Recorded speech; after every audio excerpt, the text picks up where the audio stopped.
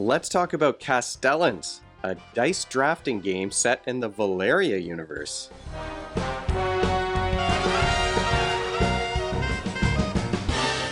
Welcome to Brains on Games. I'm Dr. Brian McDonald. In this episode, we are going to talk about Castellans, which is the new game from Daily Magic that's set in the Valerian universe. They're calling them now the Valerian Universe of Games. So Daily Magic has just delivered on their Kickstarter for Castellans, and I have a copy here in front of me that I'm going to tell you all about. This is a game for between 1 and 5 players. Kids at age 14 and up can figure this one out. And games take, at least once you know how to play, games take an hour to 2 hours to play. Let's take a deeper look at Castellans by Daily Magic Games. Castellans is medium in terms of its complexity, and I've put a few pieces out just so that you can see what these things look like, and I'm going to show you the player boards in a moment. But this is a medium weight game. It does take there's a bit of a learning curve, put it that way, for this one. Although it is easier if you've played previous Valeria games because the iconography is pretty much the same as those other games. So it is helpful if you're already familiar with these games. What you're doing in Castellans, well, the players are building up this city in Valeria, and you're trying to be the player who earns the most points. You might be able to see the points track going around the top of the board. You're going to earn points by building up neighborhoods and having the most influence in the various guilds of Valeria. It is a dice drafting game, so the first player is going to start by rolling a whole pile of dice. In a 4-player game, there's, I think, 18 dice that you have to roll, and then one at a time you're going to go around the table. Each player is going to draft one of these. The dice, as you draft them, are going to give you the resource that's on the die face, and you're going to spend those resources to build manors or temples or to recruit citizens to come into the city. And they also allow you spend the dice to take actions in the next phase of the turn. Once all the dice have been drafted, there are going to be 3 left over, and players might be able to take a resource from one of those 3 leftover dice. But you're earning points in this game by being in the lead in terms of your influence over the different guilds, by having the most units or control points or influence in these different neighborhoods as they're scored through the game. You're earning points by visiting the harbor and buying and selling things at the harbor. So there are several different ways that you can earn some victory points here in this game. And the players all start with the same abilities, the same player boards, but gradually they're going to develop some powers or some ability that might take place every turn, and it becomes increasingly asymmetric as the game plays out. So I've laid out some pieces here for the yellow player, but let me show you the blue player board. Your player board starts like this, but before the game starts, each player is going to take one of their little houses and place it in an unoccupied neighborhood on the board. Each of these houses, as you build them, gives you some ability. So you might get a bonus if you build another manor. You might get a bonus if you visit the harbor. So this is how the player abilities start to diverge, is by choosing which of these manors you're going to build as you play through the game. Once you've decided what action you want to take, you take that action by spending your die. So I'm going to move that die into the spent dice section of my player board, and then I'm going to recruit a citizen or build a temple or go to the harbor, what have you. The harbor is an interesting spot. That is where you buy and sell resources, and if you place your crates on there to show that you're buying or selling something, that might be worth victory points at the end of the round.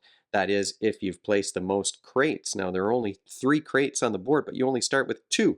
You have to build the banker's manor before you get access to your 3rd crate and before you can build past 6 gold.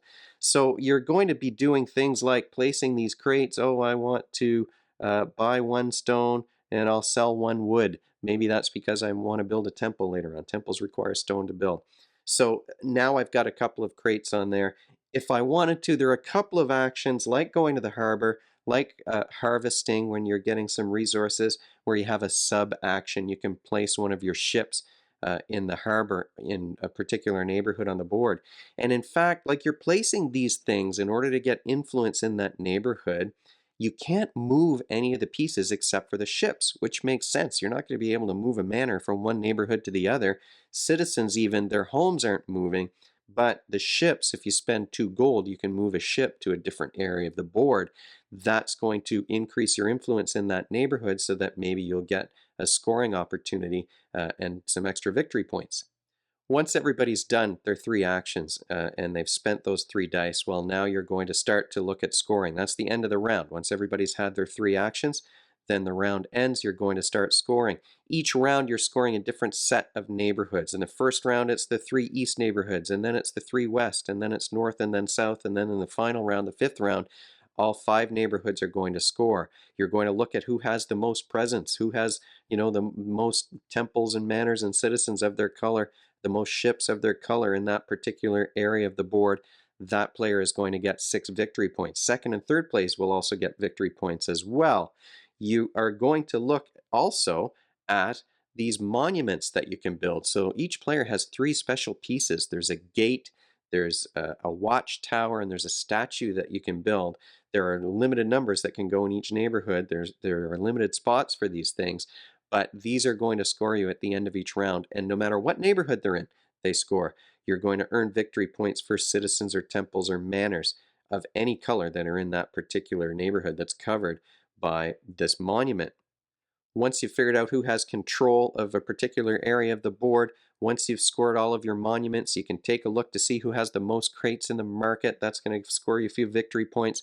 And you also score victory points based on who is farthest ahead on these influence tracks. And there are 4 different tracks that you can possibly score. So the players are going to quickly kind of move up uh, around the victory point tracker on the board, and then the round starts again. I should mention there is another way that players are going to increasingly develop abilities that are asymmetric, and that's by recruiting these citizens. Each of these citizens, and it's the traditional Valerian artwork by the Miko. I love the art in these Valeria games, so maybe I'm spoiling my final thoughts already. But each of these citizens either has some instant bonus that you get by recruiting them, or an ongoing ability. You might be able to change a die face when you recruit it or when you play it, for example. You might get a bonus resource if you recruit a particular die. Some of them can combine together, and there are 2 decks of these, so there are going to be several that you can recruit on your turn. Once you finish the 5th round, everybody does that final scoring round to figure out who has control of the neighborhoods, who has the most influence, who's won in the harbor, and then the person with the most points is going to be the winner of the game. And that is a super quick overview. It does take a bit longer to explain it in detail, but that's a super quick overview of Castellans. But what skills are you working on when you play this game? There is a lot of planning when we're talking about this game. Well, first, you're budgeting these resources. You've got 4 different resources plus gold that you have to keep track of and budget each turn. And you might not have enough of one. There was one game that we played where we just never rolled wood. It was so hard to get these manors built. You need wood to build the manors, and we just weren't rolling any wood dice, or if we did, one person, the first player, got to draft it right away. So lots of players weren't getting any of the resources that they needed. And then if the market got filled up and you couldn't buy wood, oh my goodness, what a hassle it was in that game to try and build these manors. We wound up spending all of our stone and building our temples, or spending food to get those citizens out there. But so you are budgeting those resources, and you're planning ahead to reach your goal of being at the top of the influence, or having the most presence in the particular neighborhood where you want to score. Maybe you're thinking about the next round. Okay, well, I'm not going to score the east side this round. Everybody else is fighting for those. I'm going to put all of my resources into a neighborhood that's going to score next turn. So maybe you're trying to save up enough gold to play those monuments, because those score at the end of every round. So there is a lot of planning, there is a lot of budgeting. And whenever we're talking about an activity where you're planning ahead, where you're budgeting resources, where you're working towards a goal, I mean, those are the executive functioning skills. And in Castellans, you really are exercising those, because there is a lot of planning. Your goals do tend to be longer term. Certainly you're thinking about those 3 dice, but then you're thinking later turn and later turns, and where you're going to be on all these different tracks. So there is some planning here that's required, and you do have to be efficient in the way you tackle things. And there really is a debate each turn, and it's an interesting kind of it's an interesting dilemma, I guess I'd say. You know, you might want to do a particular action, but you don't have the die that will give you the bonus to do that action. So do you really want to do that, or do you want to get the bonus by doing something else? So it's a clever design, and I do think that it really does exercise those planning skills. Yeah, you need to be a good planner in order to win this game. Final thoughts though about Castellans. You know, this is very clearly a Valerian game. You've got the Miko's art, which I love, like I said. These citizen cards are fantastic. You've got the icons that you're familiar with if you played these games before. Even the way the resources work, you know, where you can spend magic as a wild resource. You know, it's a familiar game, but it's different from the other Valerian games that I've played, and that's just exactly what you want. The Miko's art, the components with the screen printed houses, the manors and temples, and how they fit in the player boards, like it's a little puzzle you're building at the start of the game, the way everything is organized in the game trays. I mean, I've never played a Valerian game that I didn't like, and this is a great one too. Uh, just like all of the others, it's different from the others, but this was a lot of fun to play. Now it's longer than some of the other Valerian games that I've played, especially when we're talking about 4 or 5 players. It does take a while to make those decisions, but each player is kind of doing their thing. You've got one action, and then the next player, you're not spending all the dice at once. You're going around the table each time, and you're taking one action at a time. So that does allow you to stay involved. And there is a lot of player interaction in terms of taking control in these different areas and blocking players. It's so easy to block players in the harbor when they're trying to shop for something. It's easy to buy that thing or to block them from selling the thing that they want to sell. Playing on these influence tracks as well, you know, this is a lot of fun. And it is easy to set up because those game trays make it so easy to organize. It takes probably longer to put away than it does to set things up. There are some tough decisions here, but they're fun decisions. And the abilities that develop as you take these things off your board and place them on the main game board, uh, but especially the citizens' abilities. We really like those citizens where you could change a die face when you recruit it or get an extra resource when you take a certain die.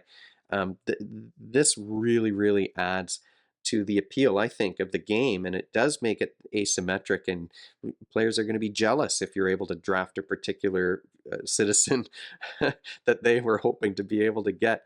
There was one, the lumberjack, I think, who would get an extra resource if you could draft a wood die, but in the game where we recruited that one, none of the wood dice were coming up.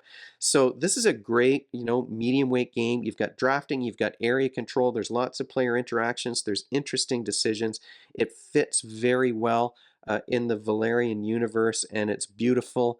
What a winner! Like, can I think of a downside to this game? I mean, really, it's just the randomness of the dice. You know, like I said, we had a game where we just were not in 3 rounds. 0 faces came up with wood, and then in the 4th round, I think there were 1 or 2, and those get pulled right away. So the 3rd and 4th player were out of luck in that case. So the randomness of the dice does make things tight, and the marketplace, the harbor, is very tight. It gets blocked very quickly. And of course, there's not enough spaces for you to be able to do all the things that you wish you could do as the players place their crates on there and cover up those spaces. So what a great game. I mean, Daily Magic, once again, has knocked it out of the park with Castellans. We really enjoyed this. As I'm looking at it, I can't wait to play my next one. So these components are so much fun. And honestly, I'm not looking forward to putting it away. I want to set it up on the game table so that I can play it again. They have knocked it out of the park. This is another great Valerian game. Before I sign off, I want to mention that, of course, we've done our draw. I'm going to put the names of the commenters, the subscribers who've won copies of Winds of Numa Sera, either the game or the graphic novel. I'll put their names here. I'll reply to their comments on the previous video. just send me your information by email or DM me your info so that we can get those prizes shipped out to you when that game finally delivers. If you have any comments, if you have any questions or suggestions, you can, of course, leave them in the comments section below the video, or you can email me at brian@brainsongames.ca. Brainsongames.ca is the website. That's where future episodes will go. The previous ones are up there already. Brains on Games is the X handle and the Facebook page and the Instagram feed, so we're all over the place. And if you enjoyed this video and you want to be notified of future ones, you can head on over to YouTube and click that subscribe button. Thanks for joining me, and hopefully I'll see you next time.